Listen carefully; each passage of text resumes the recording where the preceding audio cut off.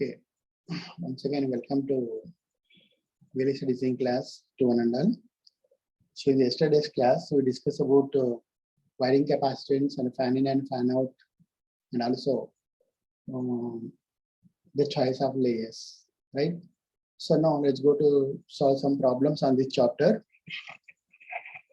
Okay, so I'm going to share the screen.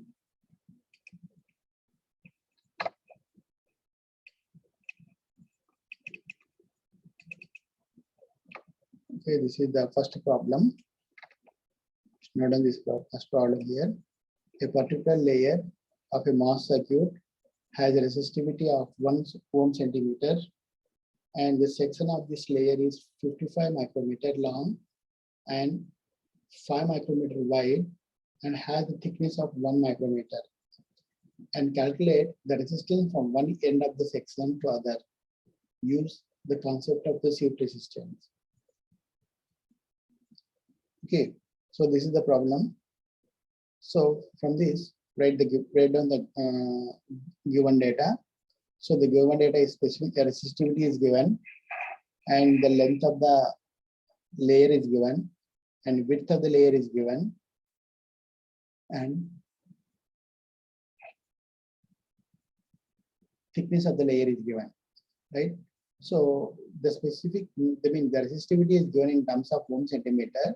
So convert it into meters. There is one ohm meter. There is 1 into 10 to the power minus 2 meters, ohm meter. And similarly, you'll also convert it into meters. There is 55 into 10 to the power minus 6 meters. W is equal to 5 micrometer. So 5 into 10 to the power minus 6 meters. And thickness is equal to 1 micrometer, 1 into 10 to the power minus 6 meters. Similarly, so from this, our aim in this case is to calculate the resistance of the layer. So the R is equal to, we know the formula, R is equal to Z into RS, where Z is equal to L by W. This Z is also considered as the accept ratio, the length to width ratio into RS, where RS is the heat resistance. And we know the formula for this heat resistance, there is the rho by T. So substituting the value of rho and T in this equation, so we'll get the value is the heat resistance, and the heat resistance is equal to 1 into 10 to the power 4. Heat resistance is equal to 1 into 10 to the power 4 ohms per square. Similarly, R is equal to, so we can try substitute all these values in this equation. So R is equal to this length divided by width into RS. So you'll get the equation value is 110 kilo ohm. So like this, you can calculate the value of resistance R on this problem. And similarly, we go for the second problem. Calculate the on resistance from VDD to ground for the given inverter circuit shown below. If the N channel resistance is given 10 to the power 4 ohm per square. Okay, and this is the N channel FET, NMOS inverter circuit. There is a depletion mode transistor. This is the enhancement mode transistor. The Z value of the size of the transistor is given. There is 1:1 and this is 4:1. Pull up transistor is 1:1. Pull down is 4:4. That indicates the length to width ratio. This is also length to width ratio of the pull down. So now calculate the value now. This is from the figure we can say that Z pull up is equal to L pull up divided by W pull up. There is L pull up is to W pull up. So therefore 1:1. Nothing but 1 by 1 is equal to 1. Z pull up is equal to 1. And Z pull down is equal to L pull down is to W pull down. L. Okay. There is going 4:4. 4 by 4 is also equals to 1. And also the heat resistance of the N channel is given. There is 10 to the power 4 ohm per square. Okay, now let us consider the pull-up transistor. Okay, pull-up transistor, depletion mode transistor. So it is the N channel. So when find the R on of the transistor, because the transistor is also always in the on condition. So Z pull-up into RSN. So Z pull-up is equals to 1. Substitute here. Heat resistance of N channel is given. Substitute here. We'll get the value is equal to 10 kilo ohm. Similarly, Z pull down transistor R1 is equal to Z pull down into RSN is the enhancement mode transistor. Okay, pull down transistor, enhancement mode transistor. Whatever the type of transistor here is N channel. So 1 into 10 to the power 4, there is nothing but 10 kilo ohm. Right? So Rn, therefore, the total resistance from VDD line to VSS line, because both the transistors are unconditioned in this case. Okay, so therefore 10 kilo ohm plus 10 kilo ohm will get 20 kilo ohm. So it is the NMOS transistor structure. Okay, like this, you can calculate the on resistance of the transistor.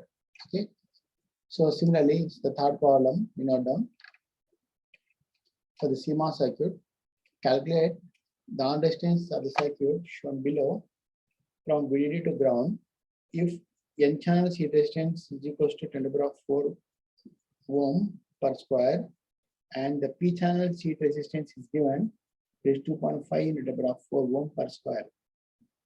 Okay, so find the calculate the on resistance of the circuit. Okay, so first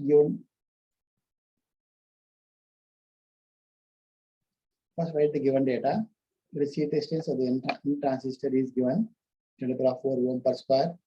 Similarly, seed resistance of N P-type transistor is given is 2.5 into the power 4 ohm per square. Now let us consider the pull-up transistor whose seed resistance is whose Z value is given, the length to width ratio is given. Find the Z pull-up. Z pull-up is equal to L pull-up by W pull-up. That is equals to 1:1 is 1. Pull-down transistor Z pull-up pull-down is equal to L pull-down divided by W pull-down. That is also equals to 1:1 is 1. So 1. So for pull-up on resistance is Z pull-up into R seed resistance of the P channel. Okay, so this is Z pull-up is 1 into seed resistance of the P channel is given 2.5 into the power 4. So it is equals to 25 kilo ohm. Okay. Similarly, find pull down transistors on resistance. It is equals to Z pull down into RSN, this is enhancement mode transistor seed resistance. So it is a 1. The pull down is also 1. 1 into the power 4. It is also 10 kilo ohm. Now here, because this is a CMOS circuit, so there is no need to find out the total resistance here because no static current will flow from VDD line to VSS line because only one transistor turns on at a time. Okay, when logic 0 applied, so P channel transistor will be turns on and N channel will be off condition. And similarly, when the logic 1 is applied the input, the N channel transistor will be on condition, there is a pull down transistor will be on condition, and the P channel transistor is the pull up transistor will be off condition. That means at any time, in this case, for any input logic, either 0 or 1.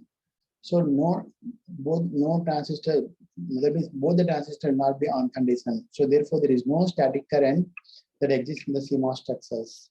Okay, so practically very small resistance when there is a transition from 1 to 0 or 0 to 1. Okay, but here we have to concentrate on logic levels. Okay, so for this logic levels, so there is no static resistance exists between VDD line to VSS line. Just right here. This the ratio. That means here we can write like this: a ratio rule does not apply for CMOS, and there is no static resistance from VDD line to VSS line.